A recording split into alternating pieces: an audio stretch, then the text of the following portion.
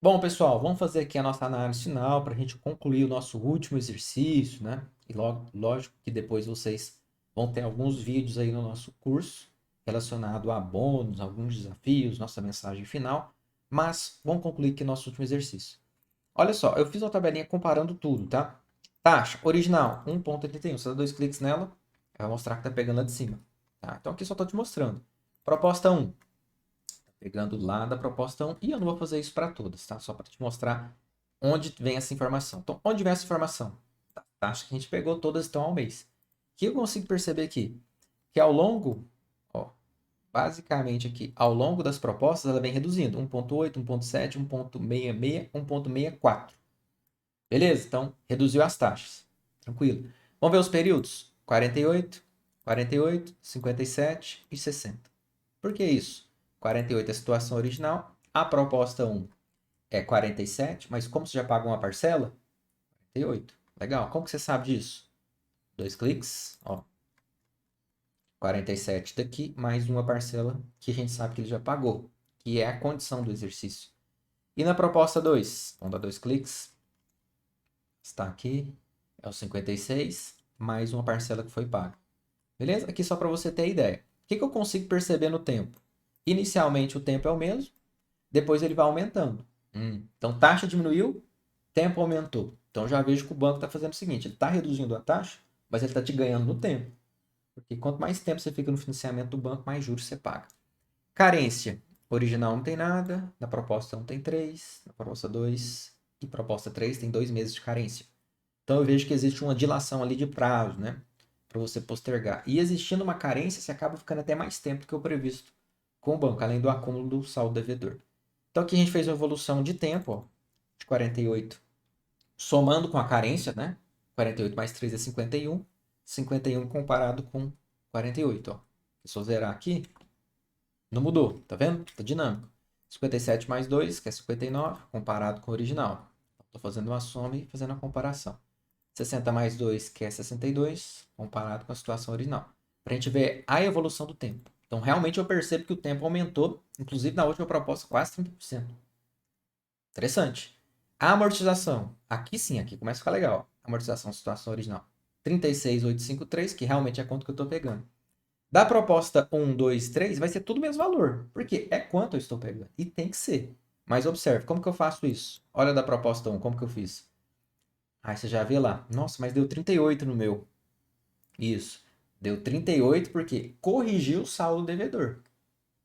Só que essa correção do saldo devedor foi porque você pagou juros. Então você tem que jogar, na verdade, esse valor para onde?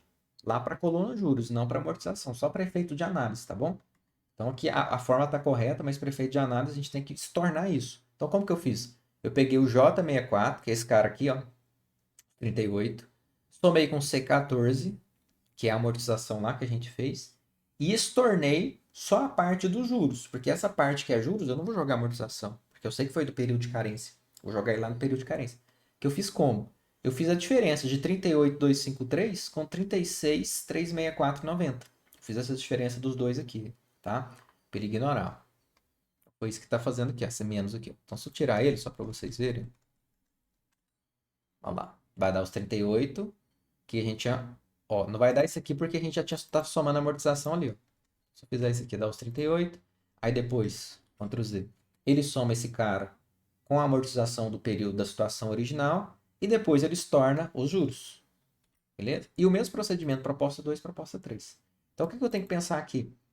É a amortização lá na tabela price, daquela coluna total, mais a amortização da parcela 1 que a gente está fazendo, semelhante ao exercício 5, lembra disso? Só que aqui eu estorno o período de carência de juros, para efeito de análise não mudar o valor financiado.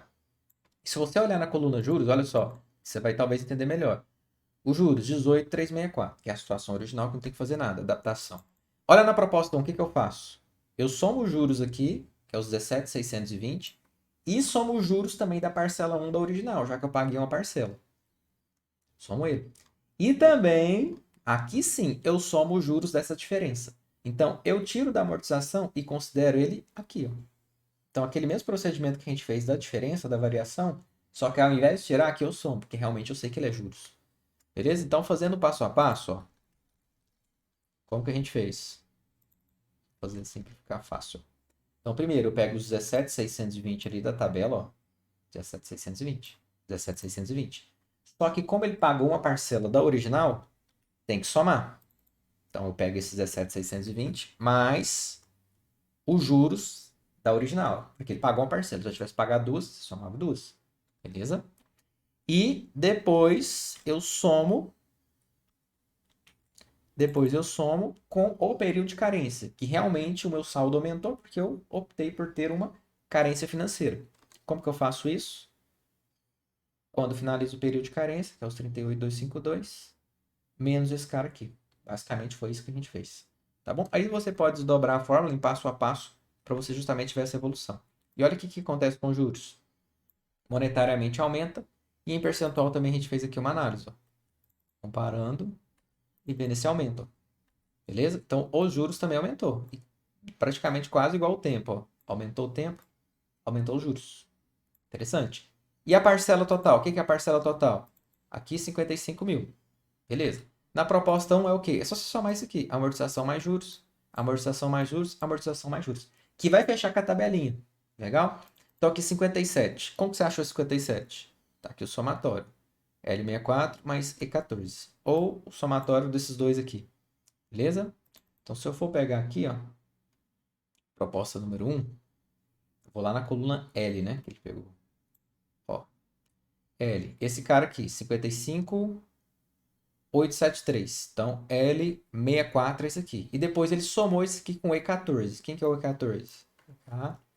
E14. Então, ele somou parcela do primeiro período, que foi o que eu paguei, mais parcela total das propostas de número 1. Entendi? Que seria também a mesma coisa que somar esses dois. Beleza? Olha lá.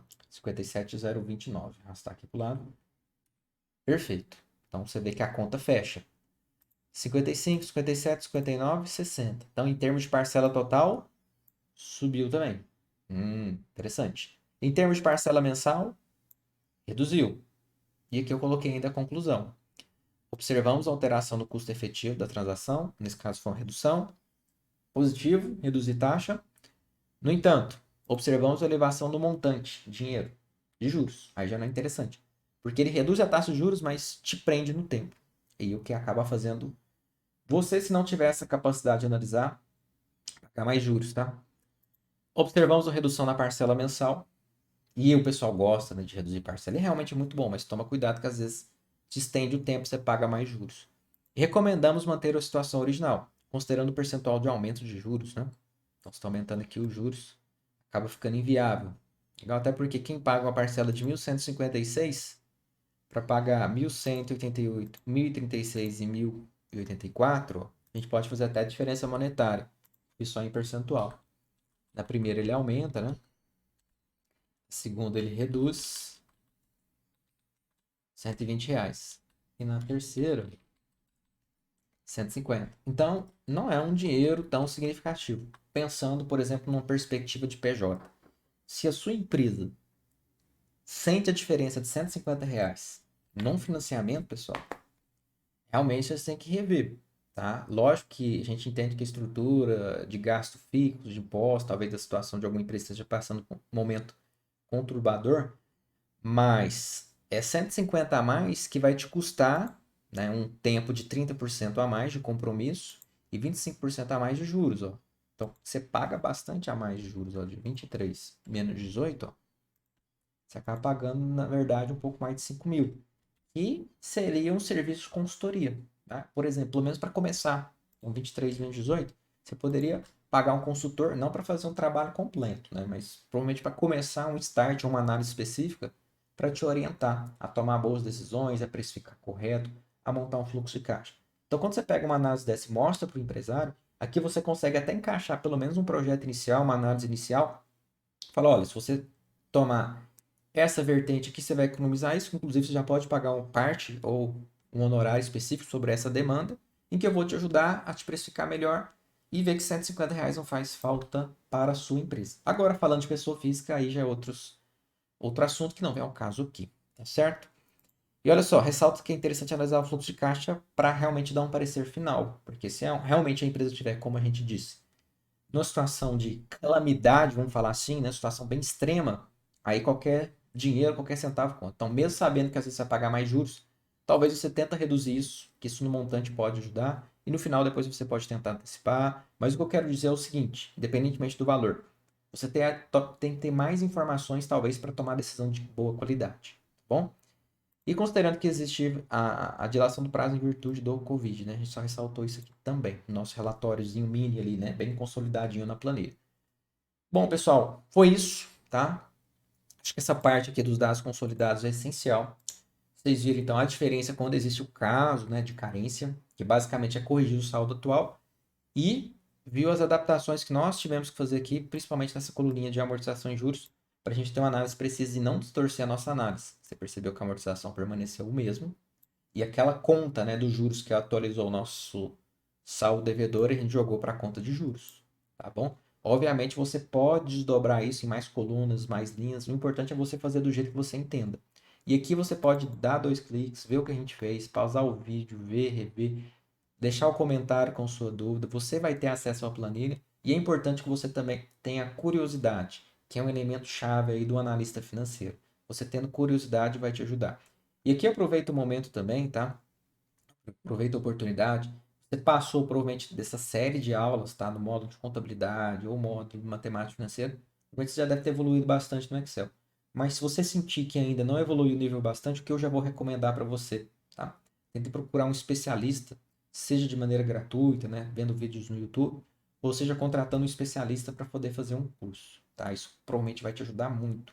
É um requisito básico do analista você ter noções de Excel. E se você precisar, obviamente, de uma indicação, você pode me procurar, que eu faça a recomendação de nossos profissionais parceiros que nós temos. Vou ficando por aqui, espero que você tenha gostado da resolução. Um abraço e até a próxima.